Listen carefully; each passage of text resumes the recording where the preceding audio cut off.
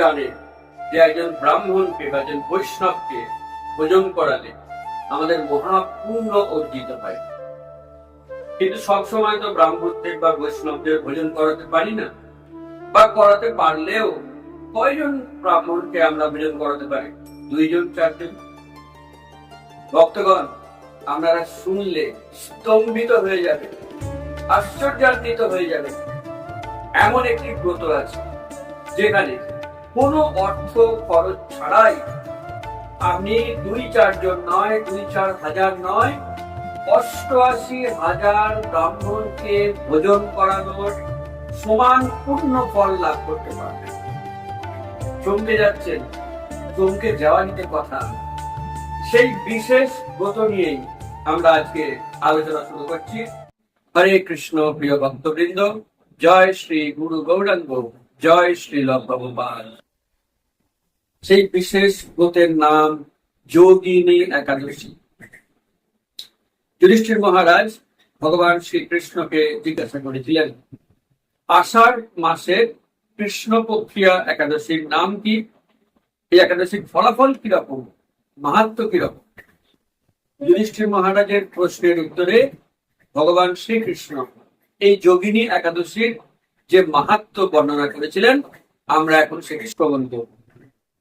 এই একাদশীর মাহাত্ম্য ব্রহ্ম বৈবর্ত পুরাণে লিপিবদ্ধ রয়েছে। ভগবান শ্রীকৃষ্ণ বললেন, এই যোগিনী একাদশী হলো ব্রত শ্রেষ্ঠ, এটি মহাপুণ্যদায়িনী, সর্ব পাপ বিনাশিনী। যদি কেউ জড় জগতের বন্ধন থেকে মুক্ত হতে চায়, তার জন্য সর্বশ্রেষ্ঠ ব্রত হলো এই যোগিনী একাদশী। এই পর্যন্ত বলে ভগবান শ্রীকৃষ্ণ আমাদের বিশ্বাসটাকে দৃঢ়তর করার জন্য অন্য সব একাদশীর মাহাত্ম্যের মতন এই ক্ষেত্রেও একটি প্রাচীন পৌরাণিক সত্য কাহিনীর অবতারণা করলেন। তো ভক্তগণ, এখন আমরা সেই সত্য কাহিনীটি শ্রবণ করব, তাহলে আমরা বুঝতে পারবো এই একাদশীর মাহাত্ম্য কত গূঢ়। ভগবান বলা শুরু করলেন, প্রাচীনকালে অলকা নামক এক নগরী ছিল। সেই নগরীর রাজা ছিলেন এক মহাযক্ষ, তার নাম কুবের। সেই কুবের পরম শিব ভক্ত ছিলেন। তার একজন মালি ছিল, সে মালির নাম হেমমালি। সেই হেমমালিকে কুবেরের একেবারে কড়া নির্দেশ দেওয়া ছিল, শীত হোক, গ্রীষ্ম হোক, বর্ষা হোক, জ্বর জ্বালা তোমার যাই হোক, প্রত্যেক দিন তোমাকে মানস সরোবরে যেতে হবে, সেখান থেকে ফুল তুলে আনতে হবে, এবং সেই ফুল দিয়ে যক্ষরাজ কুবের মহাদেবের আরাধনা করলেন। হেমমালি নিষ্ঠার সঙ্গে এই নির্দেশ চিরকাল পালন করে এসেছে। সে গিয়ে ফুল তুলে নিয়ে আসে, কুবেরকে দেয়। কুবের মহা আনন্দের সঙ্গে দেবাদিদেব মহাদেবের আরাধনা করে। এখন এই হেমমালির এক পরম সুন্দরী পত্নী ছিল, তার নাম বিশালাক্ষ্মী। আর হেমমালি তার পত্নীর প্রতি অত্যন্ত আসক্ত ছিল। এখন ভক্তগণ, আসক্তি জিনিসটাই বিপদের কারণ। পতি পত্নীকে নিশ্চয়ই ভালোবাসবে, কিন্তু আসক্তটা যেন কৃষ্ণের প্রতি থাকে। কৃষ্ণে আসক্তিটাই আমাদের একমাত্র বিপদ মুক্তির কারণ। না হলে পতি হোক, পত্নী হোক, পুত্র হোক, কন্যা হোক, তাদের প্রতি আসক্তি কিন্তু আমাদেরকে বিপদের মুখে ফেলে দেয়। এখানেও আমরা দেখতে পাবো কি ভয়ঙ্কর বিপদে পড়ল হেমমালি। একদিন সে তার পত্নীর প্রতি এত আসক্ত হয়ে গেল, তার মধ্যে এত কাম ভাবের সঞ্চার হলো, সে বেমালুম ভুলে গেল তার প্রাত্যহিক কর্তব্যের কথা, মানস সরোবরে যাওয়ার কথা। তার পরিবর্তে সে তার পত্নীর সাথে কাম ক্রীড়ায় মত্ত হয়ে গেল। সময় পেরিয়ে যাচ্ছে, তার কোনো হুঁশ জ্ঞান নেই। এদিকে রাজা কুবের অধীর আগ্রহে প্রতীক্ষা করছে, বারবার সময় দেখছে, কি ব্যাপার, আজ হেমমালী কোথায়, আমার পুষ্প কোথায়, আমার শিব পূজার বিলম্ব হয়ে যাচ্ছে, কিভাবে আমি শিব পূজা করব। রাজার মনে একটু দুশ্চিন্তাও হলো, হেমমালীর কি কোনো বিপদ হলো, তার কি শরীর ঠিক আছে। বেলা যখন 2 প্রহর পেরিয়ে গেল, তখন রাজা তার অনুচরদের ডেকে বললেন, তোমরা এক্ষুনি যাও হেমমালীর বাড়ি, সে তো সুস্থ আছে নাকি অসুস্থ হয়েছে সেটি জানা প্রয়োজন, তোমরা গিয়ে দেখে এসো এবং আমাকে খবর দাও। তারা যা দেখে এলো, রাজামশাইকে বললো, রাজামশাই, হেমমালীর কোনো সমস্যা নেই, একেবারে সুস্থ। তাহলে সে কেন গেল না মানস সরোবরে? সে তার পত্নীর সাথে বিশেষ কাম ক্রীড়ায় ব্যস্ত। শুনে রাজার মাথা ভীষণ গরম হয়ে গেল। এত বড় সাহস, রাজকার্যে রাজ আদেশে অবহেলা, ভয়ঙ্কর শাস্তি পেতে হবে। তুমি এক্ষুনি হেমমালীকে ধরে নিয়ে এসো। সেপাইদের রাজা বললেন। সেপাইরা তৎক্ষণাৎ গিয়ে পাকড়াও করে নিয়ে এলো হেমমালী। ততক্ষণে হেমমালীর হুঁশ ফিরে গেছে, সে বুঝতে পেরেছে কি ভয়ঙ্কর অনর্থ সে করে ফেলেছে, অপরাধ করেছে।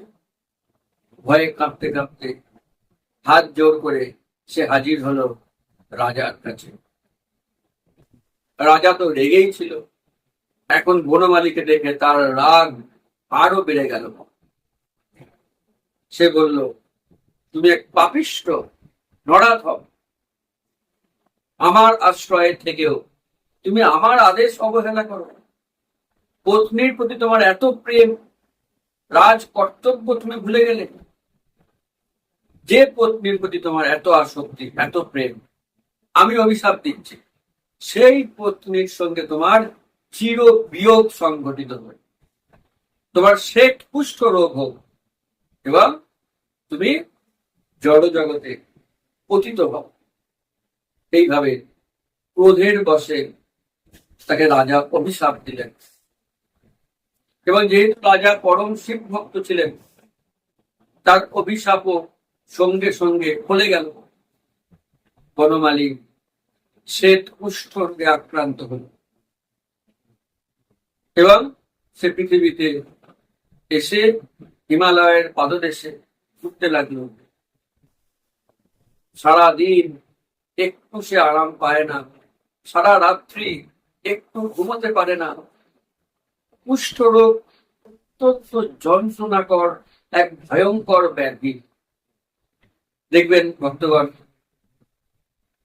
গ্রামের দিকে কেউ খুব রেগে গেলে অনেক সময় অভিশাপ দেয়, তোর কুষ্ঠ হোক। কারণ কুষ্ঠ হওয়ার থেকে যন্ত্রণাকর দুনিয়ায় আর কিছু নেই। প্রতিটা অঙ্গ আস্তে আস্তে গলে গলে খসে পড়ে যায়। তো এটি ভয়ঙ্কর এক ব্যাধি। বনমালী সেই ভয়ঙ্কর ব্যাধিকে নিয়ে যন্ত্রণায় কাঁপতে থাকে, কোথাও একটু সুখ পায় না, একটু স্বস্তিও পায় না। কিন্তু সে যেহেতু দীর্ঘকাল শিবের জন্য ফুল তুলে এনেছে, তাই শিবকে সে বিস্মিত হয়নি। বারে বারে মহাদেবকে প্রার্থনা করে, হে মহাদেব, দয়া করে এবার আমাকে মুক্তি দিন, আমি অন্যায় করেছি, তার শাস্তিও তো অনেক পেলাম, কিন্তু আর আমি সহ্য করতে পারছি না, দয়া করে আমাকে মুক্তি দিন, মুক্তি দিন। মহাদেব তো আশুতোষ, অতি অল্পে তিনি সন্তুষ্ট হয়ে যান। তাই মহাদেবের কৃপা অবশেষে হলো। মহাদেবের কৃপায় হেমমালী হিমালয়ের পাদদেশে মার্কণ্ডেয় মুনির আশ্রমে এসে উপস্থিত হলেন। এখন দেখুন, যখন আমরা কোনো বিশেষ সাধু শুদ্ধ ভক্তের সংস্পর্শে আসি, বুঝতে হবে ভগবানের কৃপায় এবং কারণ না কারোর আশীর্বাদে এটা হয়েছে। অনেক ভাগ্যের ফলে বৈষ্ণব আসিয়া মেলে। অতএব হেমমালির সঙ্গে যে মার্কণ্ডেয় মুনির সাক্ষাৎ, এটা কোনো অ্যাক্সিডেন্টাল নয়, বরং এটা ইনসিডেন্টাল। মহাদেবের কৃপা এখানে রয়েছে, বৈষ্ণবের কৃপা রয়েছে। তো মার্কণ্ডেয় ঋষির চরণে হেমমালি একেবারে দণ্ডবত প্রণাম জানালো এবং সে কাঁদতে কাঁদতে তার যন্ত্রণার কথা বলতে লাগলো। সে বলল যে, হে মুনিবর, আমি বরাবর শিব পূজার জন্য ফুল তুলে আনতাম মানস সরোবর থেকে। একদিন আমার অপরাধ হয়েছিল, আমি ফুল তুলে আনতে পারিনি, তার জন্য আজকে আমি এই চরম কষ্ট ভোগ করছি। এখন হে মুনিবর, আপনি তো পতিত পাবন, করুণার সাগর, দয়া করে আপনি আমাকে করুণা করুন। দয়া করে আমাকে এমন রাস্তা বলে দিন যে পথে হাঁটলে আমি এই নিদারুণ কুষ্ঠ রোগের যন্ত্রণা থেকে মুক্তি লাভ করব।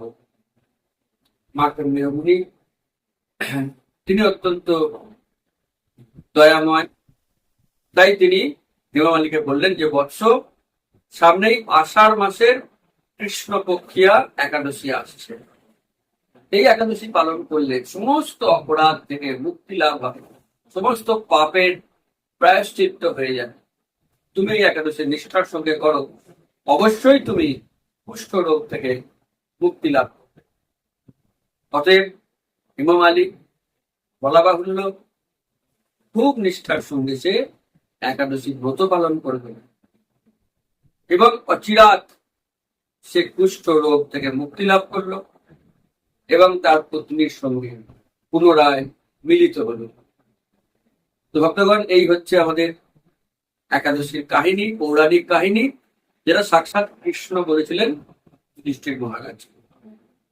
তাই এখান থেকে আমরা দেখতে পাচ্ছি, যখন আমাদের কোনো ভয়ঙ্কর ব্যাধি হয়, কোনো না কোনো জীবনে আমরা অপরাধ করেছি, তার ফলে এই সমস্ত ব্যাধি হয়।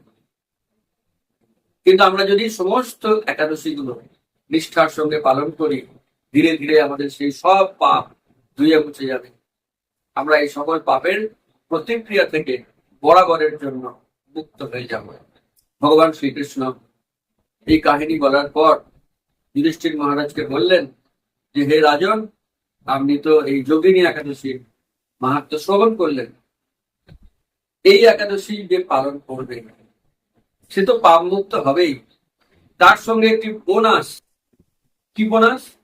একটি অত্যন্ত আকর্ষক বোনাস।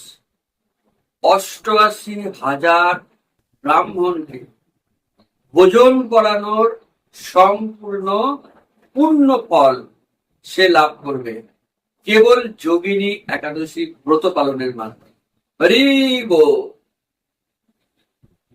কি চমৎকার একটি সুযোগ! দেখুন, কোনো অর্থ খরচ করতে হচ্ছে না, রান্না করতে হচ্ছে না, বাজার করতে হচ্ছে না, কোনো অ্যারেঞ্জমেন্ট নেই, শুধু একাদশী ব্রত পালন।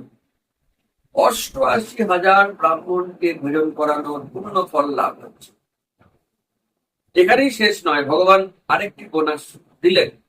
যারা একাদশী পালন করতে পারছে না যে কোনো কারণে, তারা যদি এই মাহাত্ম্যটা শ্রবণ করে, তাহলেও তারা সমস্ত পাপ মুক্ত হওয়ার সুযোগ লাভ করে। একাদশী মানেই ভগবানের পুরস্কার আর পুরস্কার। ভগবান একাদশী ব্রত এটা শুরুই করেছেন আমাদেরকে উদ্ধার করার জন্য, এই সকল পুরস্কার দেওয়ার জন্য।